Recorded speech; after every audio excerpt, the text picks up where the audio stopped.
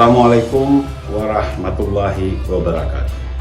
Bapak Ibu sekalian, saya Nova Iriansyah, pelaksana tugas Gubernur Aceh, mengajak seluruh masyarakat, khususnya masyarakat Aceh yang ada di Aceh dan di Jakarta, untuk hadir pada acara forum silaturahmi Aceh Mesapat kedua.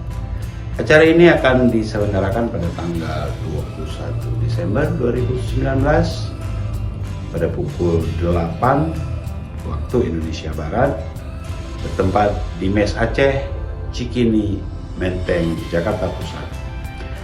Pada acara silaturahmi Aceh Mesapat kali ini akan diisi berbagai kegiatan, misalnya diskusi tentang pembangunan pariwisata di Aceh, dan juga nanti akan dilengkapi dengan adanya kegiatan travel month yang diikuti oleh beberapa travel agent untuk menawarkan berbagai paket wisata yang menarik ke Aceh.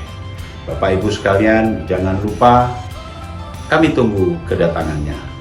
Billahi taufiq wal hidayah. Wassalamualaikum warahmatullahi wabarakatuh.